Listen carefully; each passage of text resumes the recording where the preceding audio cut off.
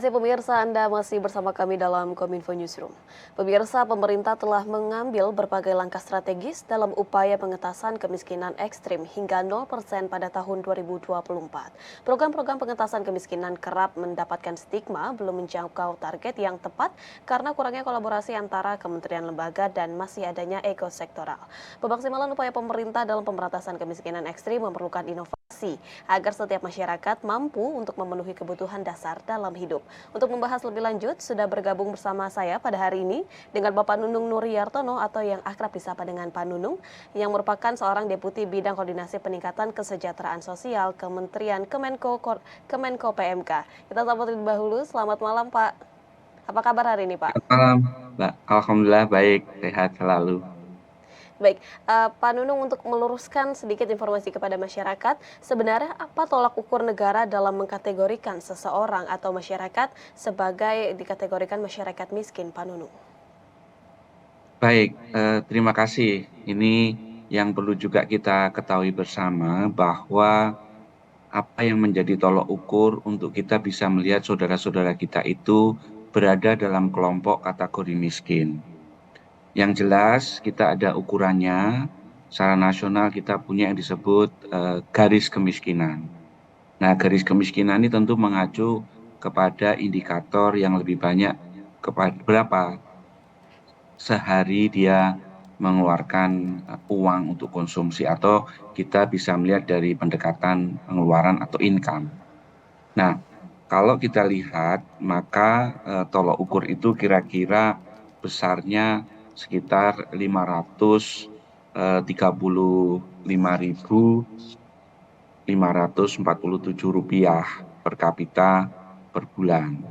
Ini kalau kita lihat indikator kemiskinan di dalam konteks berapa besarnya pengeluaran dia per kapita per bulan. Nah, kalau kita lihat lagi, tentu kita bisa masuk ke yang lebih dalam, yaitu yang kita katakan kemiskinan ekstrim.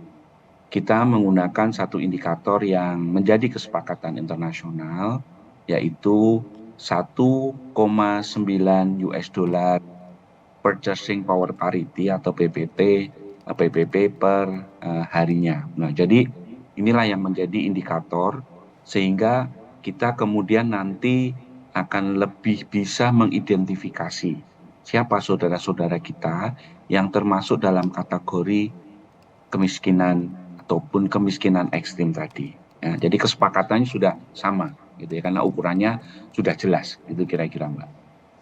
Baik, melihat dari indikator kesepakatan nasional untuk mengidentifikasi masyarakat yang berada di bawah garis kemiskinan. Kemudian jika kita lihat lagi, Pak Nunung, bahwa faktor kemiskinan ini juga bisa diakibatkan oleh banyak hal, mulai dari kondisi ekonomi, kemudian juga kondisi struktural dan sosial, dan juga tentunya kondisi budaya. Apa bentuk inovasi dari negara dalam mengentaskan kemiskinan dari adanya faktor-faktor tersebut, Pak?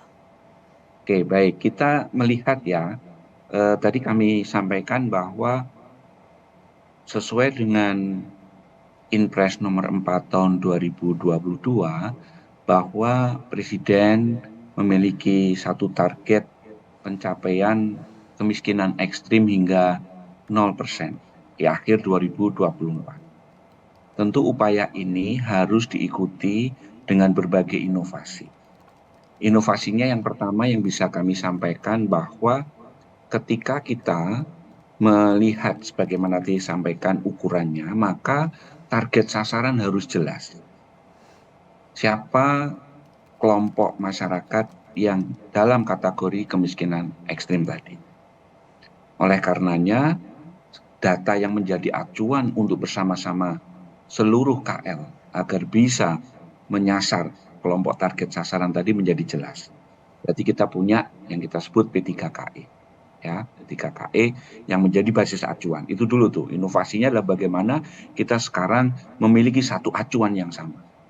Yang kedua, tentu ada 3 pilar penting ketika kita melakukan program yang menyasar saudara kita kategori kelompok kemiskinan ekstrim. Yang pertama adalah bagaimana kita bisa mengurangi beban kelompok masyarakat tadi. Yang kedua, bagaimana kita bisa meningkatkan pendapatan saudara-saudara kita. Ya, yang ketiga, yang tidak kalah pentingnya adalah bagaimana kita bisa mengurangi kantong-kantong kemiskinan tadi. Nah, pengurangan beban pengeluaran kita tahu berbagai program yang dilakukan oleh KL. Ada bansos, ada jaminan sosial, dan seterusnya. Kemudian yang kedua, peningkatan pendapatan dari kelompok masyarakat yang masuk dalam kategori yang tadi kami sampaikan. Ini adalah upaya untuk bisa job creation. Ya, job creation kemudian bisa meningkat, tidak dalam kelompok kategori kemiskinan ekstrim, tapi dia meningkat. Ya, yang kemudian juga diikuti dengan penurunan kantong-kantong kemiskinan. Kita tahu bahwa kemiskinan yang multidimensi ini diakibatkan karena misalnya fasilitas kesehatan, sanitasi, rumah tidak layak huni. Nah, maka ini kita upayakan bersama-sama dengan KL untuk bisa membangun infrastruktur kebutuhan dasar bersama-sama. Ya, dan progres yang kita lihat dengan inovasi-inovasi tadi, pentargetan yang jelas, maka arah dari upaya penurunan angka kemiskinan ekstrim ini sudah terlihat. Ya, BPS merilis data bahwa angka kemiskinan ekstrim per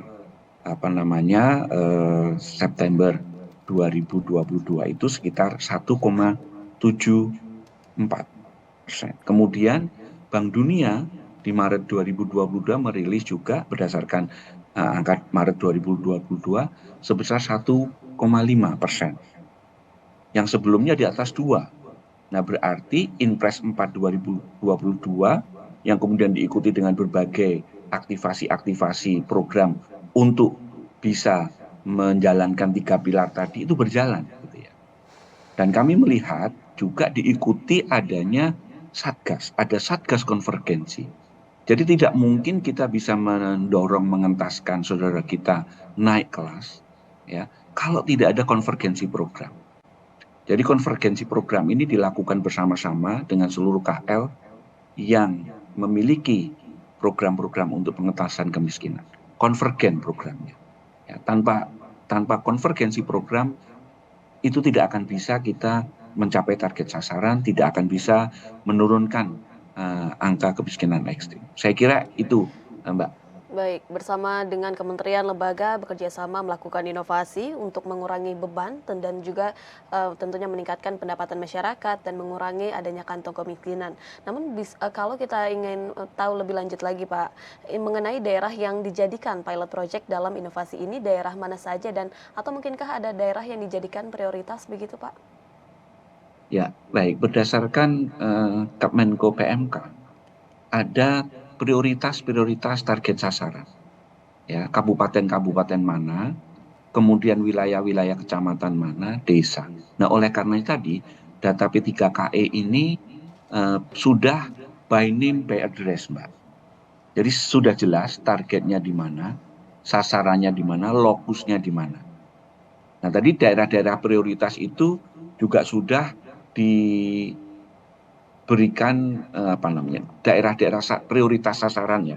Daerah-daerah prioritas sasaran ini sudah ada listnya di kabupaten mana, kemudian di kecamatan mana, dan seterusnya. Jadi kita sudah memiliki list daerah yang jelas.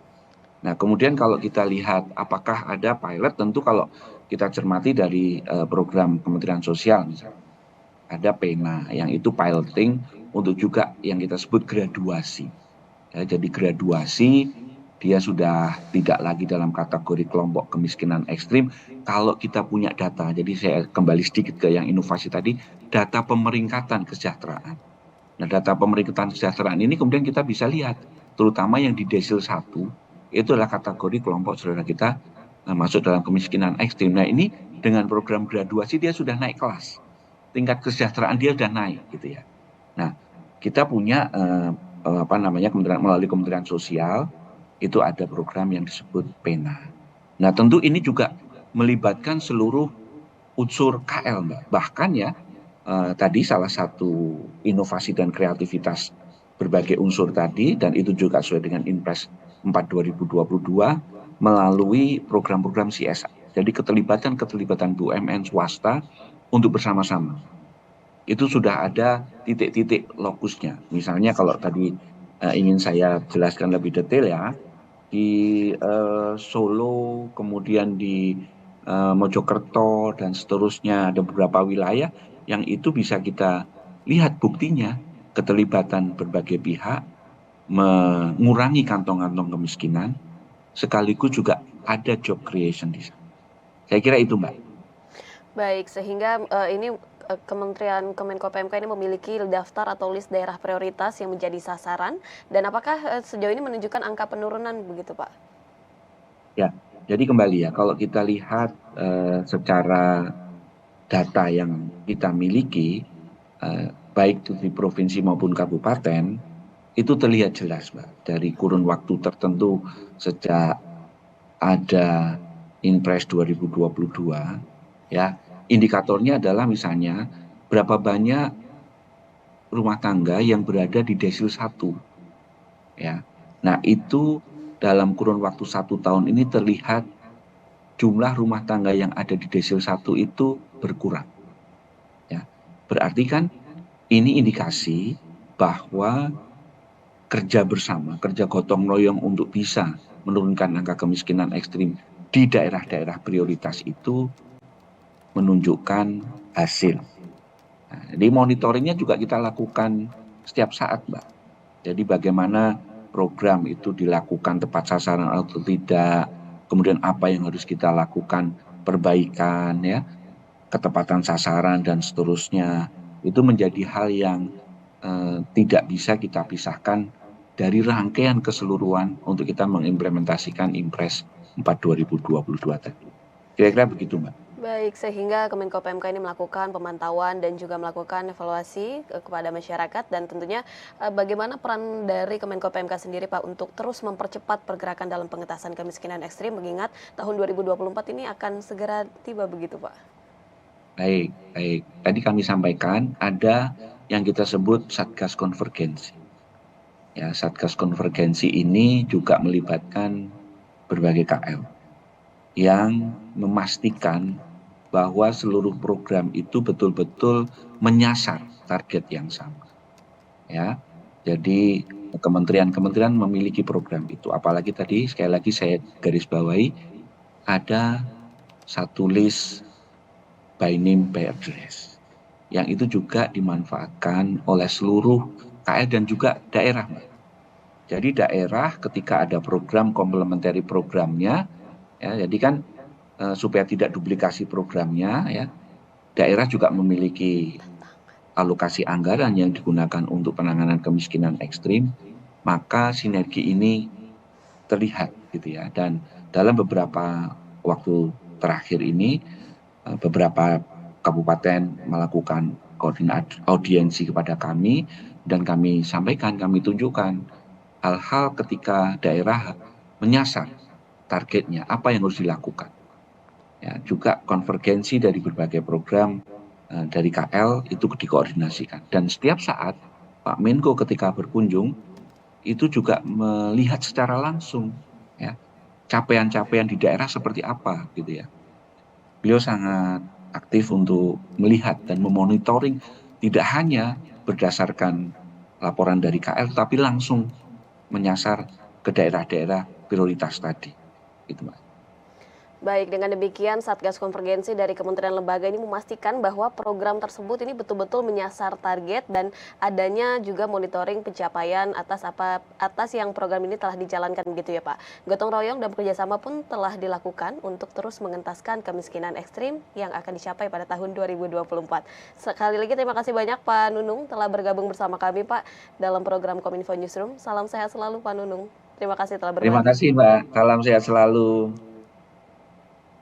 Dan pemirsa, demikian dialog kami bersama dengan Pak Nunung Nuriantono selaku Deputi Bidang Koordinasi Peningkatan Kesejahteraan Sosial Kemenko PMK. Kami akan kembali dengan beragam informasi lainnya. Tetaplah bersama kami dalam Kominfo Newsroom.